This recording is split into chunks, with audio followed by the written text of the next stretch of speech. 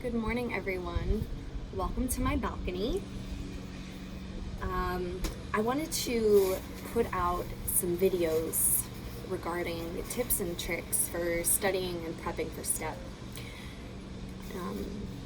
Your class is pretty near and dear to my heart, and I know during these very uncertain times, you guys may not be getting the guidance and support that you need. And I understand this is a very stressful and chaotic time for all of you. So this is not FIU affiliated. This is just me, Joanne Gold, giving advice on STEP. So if you have additional questions, things that you'd like addressed, go ahead and comment, and I can do more videos addressing them for you. So today I want to talk about practice exams. You have a set number of them. They're very useful tools, and there are different ways to utilize them. And so I wanted to go over what I recommend as a strategy for using these practice exams. Now, you guys are early in your STEP studying. The first practice exam you'll want to use as an indicator of your weaknesses. This will help you to gear your studying and to see which areas you need to focus more time on actually covering content.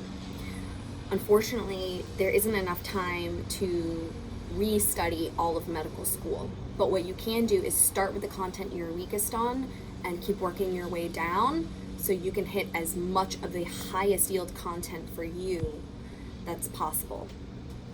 So that's what the first practice exam should be utilized as, really a gauge. You took the CBSSA a while back. A lot of people didn't take it seriously, but now is the time to really see where you stand. It is said that on average, you will score about 20 to 30 points higher than your first practice exam after 4 to 6 weeks of dedicated study. At least those were the numbers that I saw when I was looking into all of this around this time last year. So that's about what you can expect if you put in the hard work and you really push for a good score.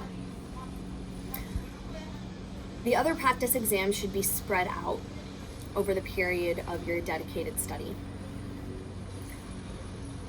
And they'll serve many purposes. They do not only serve the purpose of gauging where you are and predicting what your score will be. There are certain exams that are more predictive than others, so you might want to plan the order that you use them in based off of that. But there are also a lot of other uses for these practice exams. For one, you're using these practice exams to build your stamina. Taking an 8-hour exam is exhausting. No matter how much knowledge you have up in your brain, how many practice questions you've done, if you can't make it through the 8 hours of the exam, your score will suffer for it.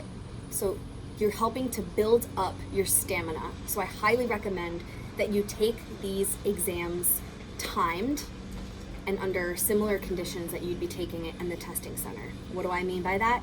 You can't just get up to go to the bathroom at any time, only in between blocks. You don't get breaks whenever you want. You take the designated time that you would take a break. So this way you can really train your brain to survive the 8 hours that you'll be taking this exam. What else are these exams useful for? These exams will really give you insight into the questions that you're getting wrong. After studying and doing lots of practice questions, you'll be getting fewer and fewer questions wrong overall as you're reviewing content and you're getting stronger and your test taking skills improve. So it's going to start coming down to a few questions. The importance of that self-awareness is crucial, right? Everyone says, don't change your answers, right? Pick an answer and stick to it. And I would say that's right a lot of the time, but not always. And reviewing these incorrects can really help you to figure out in which cases should you go with your gut instinct, in which cases should you reread the question, and that's going to change. For me, I found that in my first block of any test, I was very anxious. I had palpitations, I couldn't focus, I couldn't read properly. So I would skim through the question stem, look for my buzzwords, and go with my first gut instinct and move on. I would then go back to those 10 questions and redo them at the end of the block when I had calmed down. Because in doing my practice exams, I saw that I got a significant proportion of questions, those first 10 or 15 questions of a block, wrong because I was anxious and stressed out. That might be the case for you. That might not be the case for you. But you'll only figure out those little details and little changes that can be made by being very mindful and very self-aware when you're doing these practice exams. Same goes for the last block.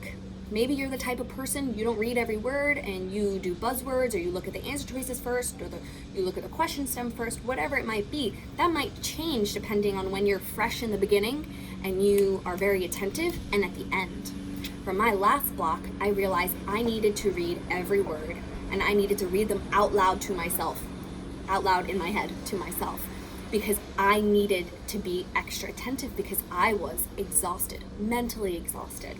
And so that strategy changed for me. One strategy across the board will help you do well, right? Not changing your answers, the way that you approach the question stem, your test taking skills. But when it starts getting down to getting those extra few questions correct per block,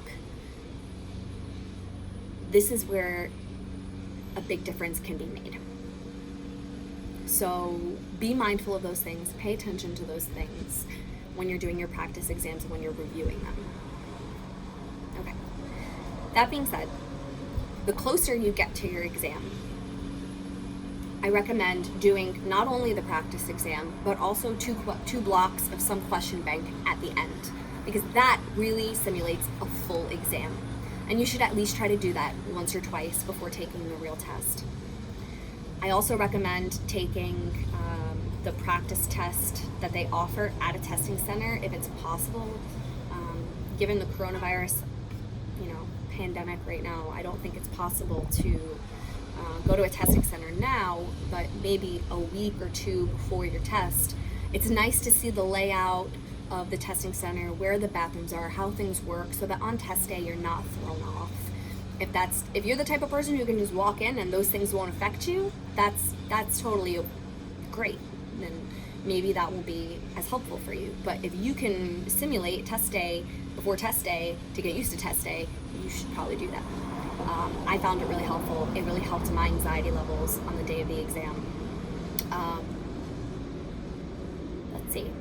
We're gonna take a break for right now. I'm gonna think about what else I want to mention about practice exams and see if you guys have any specific questions, and then we can cover that.